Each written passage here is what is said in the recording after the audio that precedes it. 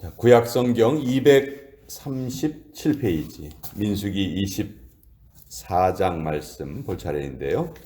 민수기 24장 1절에서 9절까지의 말씀입니다. 구약성경 237페이지 민수기 24장 1절로 9절까지의 말씀. 자, 우리 같이 하나님의 말씀을 받들어 읽겠습니다. 시작. 발람이 자기가 이스라엘을 축복하는 것을 여호와께서 선히 여기심을 보고 전과 같이 점수를 쓰지 아니하고 그의 낯을 광야로 향하여 눈을 들어 이스라엘이 그 지파대로 천막 친 것을 보는데 그때 하나님의 영이 그 위에 임하신지라. 그가 예언을 전하여 말하되 부올의 아들 발람이 말하며 눈을 감았던 자가 말하며 하나님의 말씀을 듣는 자 젖는 자의 환상을 보는 자 엎드려서 눈을 뜬 자가 말하기를 야곱이여 내 장막들이 이스라엘이여 내 거처들이 어찌 그리 아름다운고 그 벌어짐이 골짜기 같고 강가의 동산 같으며 여호와께서 심으신 침향목들 같고 물가의 백향목들 같도다. 그 물통에서는 물이 넘치겠고 그 씨는 많은 물가에 있으리로다. 그의 왕이 아각보다 높으니 그의 나라가 흥왕하리로다. 하나님이 그를 애굽에서 인도하여 내셨으니 그 힘이 들소와 같도다. 그의 적국을 삼키고 그들의 뼈를 꺾으며 화살로 쏘아 꿰뚫으리로다. 꿇어앉고 누움이 숫사자와 같고 암사자와도 같으니 일으킬 자 누구이랴. 너를 축복하는 자마다 복을 받을 것이요 너를 저주하는 자마다 저주를 받을지로다. 하나님의 말씀입니다. 아멘. 자, 민수기 22장부터 24장까지 비교적 길게 발람과 발락의 이야기가 쭉 기록이 되어 있습니다. 우리가 잘 아는 것처럼 발락은 모압의 왕이었습니다. 이제 이스라엘 백성들이 모압 땅을 거쳐서 가나안 땅으로 들어가려 하는데 모압 왕 발락이 워낙 이스라엘이 강대하다는 소문을 들었기 때문에 자기가 다스리는 그 지역마저 빼앗길 것 같은 그런 위기를 느끼고 발람이라는 그 지역의 선지자를 불러서 돈을 주고 이스라엘 백성들을 저주하도록 시킵니다. 당시 발람이란 선지자는 참 이중적인 인물인데요. 발람의 행태를 보면 어떤 때는 하나님께 잘 쓰임받는 것 같기도 하고 어떤 때는 정말 욕심의 화신인 것처럼 그렇게 행동하기도 하고 이 발람이란 선지자는 참 애매한 인물이에요. 어떻게 보면 우리도 발람과 비슷한 그런 성향을 분명히 가지고 있는 것 같아요. 이익 앞에서 하나님의 뜻보다 자기의 이익을 앞세우는 그런 모습이 일반 인간의 그런 욕심과 많이 닮아 있죠. 그렇지만 성경의 다른 부분에서는 이 발람을 아주 저주받을 자로 그렇게 평가하고 있습니다. 자, 발람이 돈을 받고 이제 모압 땅에 와서 이스라엘을 저주하려고 하지만 하나님께서 그 발람의 입술을 완전히 장악하고 계시는 것을 자기가 깨닫게 돼요. 자기는 저주를 하고 싶어도 자기 입에서 나오는 말은 이스라엘 백성들을 계속 축복하는 말을 하게 됩니다. 벌써 2번이나 그런 일이 있었고요. 이제 돈을 준 발락이 화가 머리끝까지 난 거예요. 네가 어떻게 저주하라고 불렀더니 축복을 하고 있느냐. 그래서 마지막 또 세 번째 기회를 주려고 합니다.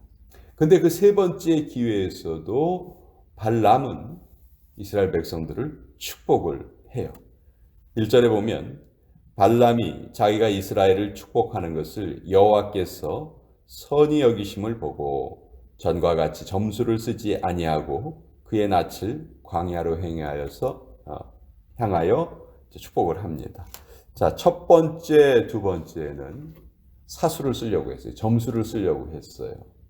근데 점수를 쓰려고 했는데도 하나님께서 발람의 입술을 완전히 주장을 하셨죠. 그러니까 세 번째는 발람이 내가 점수를 써봐야 아무 소용이 없구나 하는 것을 깨닫고 그저 하나님이 자기 입술에 넣어주시는 말을 지금 이야기를 합니다.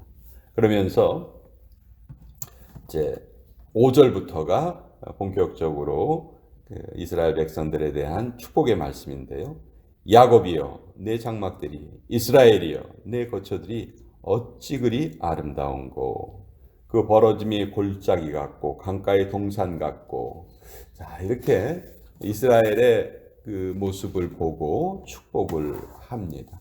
그런데 사실 이스라엘 백성들의 현재의 모습과 이 발람이 축복하는 내용은 제대로 잘 매치가 안 돼요. 지금 이스라엘 백성들은 광야 생활 40년 동안, 이제 40년이 거의 다 막바지에 이르는 그 시점이죠. 그러니까 광야 생활을 시작할 때도 아니고 40년이 지난 후에요. 물론 그 40년 동안 하나님께서 매일매일 만나를 내려주시고 구름기둥과 불기둥으로 지켜주시고 의복이 헤어지지 않도록 발가락이 부르트지 않도록 지켜주시기는 했지만 광야의 생활은 정말 힘들고 어렵습니다. 그 생활을 40년을 했어요. 그러니 그 눈에 보이는 이스라엘 백성들은 비록 숫자는 많다 할지라도 결코 지금 발람이 말하는 것과 같은 그런 모습은 아니었어요. 근데 발람은 그 벌어짐이 골짜기 같고 강가의 동산 같고 여호와께서 심으신 침향목 같고 물가의 백향목 같도다. 물통에서 물이 넘쳐날 것이고 하여튼 온갖 좋은 그 축복의 말이 발람의 입술을 통해서 이스라엘에게 부어지죠. 자, 이 축복의 말씀은 무엇을 우리에게 깨닫게 하냐면요. 현실 너머의 가치를 우리에게 깨닫게 해주십니다. 비록 현실은 이들은 지금 텐트에 살고 있어요. 그러나 그 모습이 그 무엇보다 왕궁에 있는 것보다도 더 아름답다 하십니다. 지금 광야에 살고 있어요. 근데 골짜기에 있는 것 같고 강가에 있는 것 같고 멋진 나무들과 같고 지금 물이 없어서 너무너무 힘들고 어려운 상황인데 많은 물가 옆에 있는 것처럼 그렇게 말을 하고 있죠.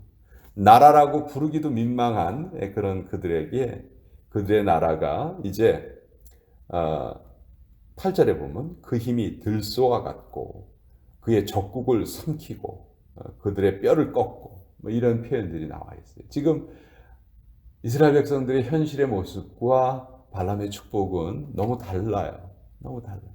근데 늘 하나님의 축복이 이렇게 우리의 현실 너머에 어떻게 보면 우리의 본향, 우리의 정말 에센스. 사실 우리가 이 땅에 이렇게 열심히 살아가고 있지만 이 땅의 삶도 참 중요하죠. 그렇지만 결코 이 땅의 삶이 전부가 아니잖아요. 우리 그거 분명히 알고 있잖아요. 이 땅의 삶이 전부가 아니라는 거 알고 있어요. 자꾸 이걸 잊어버리게 돼서 그게 문제지. 분명히 우리는 이 땅이 아닌 이 땅 너머의 삶이 있다는 것을 우리는 알고 있습니다. 우리 인생이 길어야 100년인데 하나님께서는 우리에게 영원한 삶을 약속하셨다는 거죠. 그러면 100년을 제외한 나머지 기간은 우리가 이 땅에 없어요. 다른 곳에 있게 되는 거죠. 그 다른 곳에 있는 것이 영원한 기간이라는 거예요. 근데 우리가 우리의 영적인 눈을 떠서 그 현실 이후의 삶을 쳐다볼 줄 안다면, 그것을 우리의 마음속에 흔들림 없이 가지고 갈 수 있다면 결코 우리가 이 땅에서의 삶에서 어려움을 겪거나 낙심을 하거나 하는 일이 없겠죠. 그래서 오늘 이 발람의 입술을 통해서 이스라엘에게 주신 이 축복의 말씀은 현실을 넘어선 그 가치를 우리에게 깨닫게 해주신다. 또 무엇에 비유하냐 하면 9절에 보면 꿇어앉고 누움이 숫사자와 같고 암사자와도 같다. 자, 이것은 창세기 49장에 보면 야곱이 죽으면서 12아들을 불러놓고 축복을 하죠. 그때 넷째 아들 유다에게 어떤 그 복을 예언을 하냐면 너는 사자와 같을 것이다. 그 움켜짐이 사자와 같을 것이다. 그런 축복의 말을 하는데 그 예언을 그대로 상기시키는 그런 말입니다. 꿇어앉고 누움이 숫사자와 같고 암사자와 같으니 일으킬 자 누구랴. 그리고 너를 축복하는 자마다 복을 받을 것이요 너를 저주하는 자마다 저주를 받을지로다. 이것이 이번 주에 우리가 암송하는 구절이잖아요. 자, 하나님께서 이스라엘 백성들을 통해서 무엇을 만들려고 하셨냐면 하나님의 나라를 만들려고 하셨습니다. 그런데 나라에 세 가지 조건이 있어요. 나라를 이루려면 첫째는 국민이 있어야 되고, 두 번째는 영토가 있어야 되고, 세 번째는 주권이 있어야 돼요. 그렇죠? 그래서 하나님의 국민을 만드시기 위해서 이제 아브라함을 선택하시고 아브라함의 씨를 크게 늘리시겠다 약속하셨고 또 그 하나님의 약속 그대로 되죠. 그리고 이제 두 번째 영토, 그 국가를 그들이 살아갈 장소를 하나님께서 주시기 위해서 이제 가나안 땅을 그들에게 주신 거죠. 그렇지만 이 두 가지가 있다 해도 나라라고 할 수 없지요. 우리 일제시대 때 우리가 분명히 한국 땅도 있었고 한국 국민도 있었지만 손기정 선수가 마라톤 금메달을 땄지만 한국 국기를 달 수가 없었어요. 일장기를 달고 사진을 찍었잖아요. 왜냐하면 그때 우리나라에 주권이 없었기 때문에 그 나라로서 인정을 받지 못했던 거죠. 그래서 하나님께서는 이제 이스라엘 백성들이 이루는 나라가 하나님의 나라라는 그 세 번째 주권을 어떻게 설명을 해 주시냐 하면 너희가 이룰 나라는 내가 다스리는 나라다. 내가 너희 나라의 주권자다 하는 것을 표현을 어떻게 하시냐 하면 너를 축복하는 자마다 복을 받을 것이요 너를 저주하는 자마다 저주를 받을지로다. 이것은 하나님이 아브라함을 부르시면서 창세기 12장에 아브라함을 부르시는데 아브라함을 부르시면서 아브라함에게 하셨던 그 말씀이 그대로 반복되는 거예요. 내가 너로 인하여 큰 씨를 이루게 할 것이고 큰 나라를 이루게 할 것이고 너를 축복하는 자를 내가 축복할 것이고 너를 저주하는 자를 내가 저주할 것이다. 하나님이 아브라함에게 그 약속을 주시거든요. 근데 그 약속이 지금 그대로 반복되고 있죠. 즉 하나님의 백성은 우리들이 주권자가 아니고 하나님의 백성들이 이루는 나라는 우리들이 주권자가 아니고 하나님이 우리의 주권자시다 하는 것을 하나님이 계속해서 알려주고 계시는 것이죠. 오늘 우리는 이 미국 땅에서 살아갑니다. 미국 땅에서 미국 시민으로 살아가고 또 뭐 국적은 다르지만 수많은 사람들이 여기 모여 있죠. 그렇지만 영적으로 따지면 하나님을 믿고 의지하고 예수님을 구주로 고백하는 자들은 어떻게 영적으로 완전히 다른 민족이라고 할 수 있어요. 그 영적으로 다른 그 사람들은 자기의 주권대로 살아가는 존재들이 아니고 하나님의 통치를 받고 살아가는 존재다 하는 것이 우리가 영적으로 꼭 잊지 말아야 될 그런 내용입니다. 자, 발람이 세 번째에도 저주를 퍼붓지 않고 축복을 하니까 이제 10절에 보면 발락이 발람에게 노하여 손뼉을 치며 말하되 내가 그대를 부른 것은 내 원수를 저주하라는 것이오늘 그대가 이같이 세 번 그들을 축복하였도다. 발람이 정말 화가 날 대로 난 거예요. 근데 또 여기에서 그치지 않고 발람이 마지막 또 네 번째 예언을 합니다. 그 네 번째 예언이 이제 민수기 24장 뒷부분에 나와 있는데요. 주권자가 이 야곱에게서 날 것이다.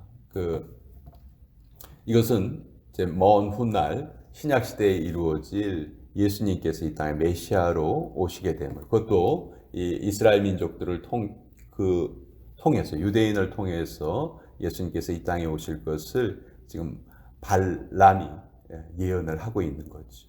근데 이 발람이라는 존재는 아까도 말씀드린 것처럼 어떻게 영적으로 하나님과 깊은 관계를 맺어서 이런 예언을 하는 것이 아니고 발람의 원 모습은 결코 하나님께 선택받을 수 없는 자였고 하나님께 기쁨을 드리는 자는 아니었지만 그러한 자 역시도 하나님께서 하나님의 주권으로 그들을 마음대로 사용하신다 하는 것을 또 우리가 깨닫게 됩니다.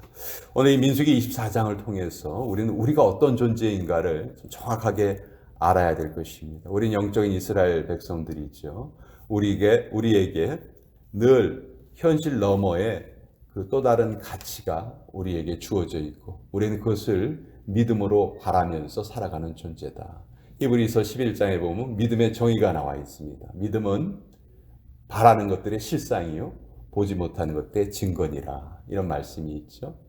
우리가 오늘 이 땅에서 열심히 현실을 살아가지만 이 현실이 전부가 아니고 우리에게는 정말 엄청난 하나님의 복이 예비되어 있고 우리는 그것에 선택받은 존재들이다 하는 그런 기쁨을 가지고 또 오늘 하루를 같이 살아가길 원합니다.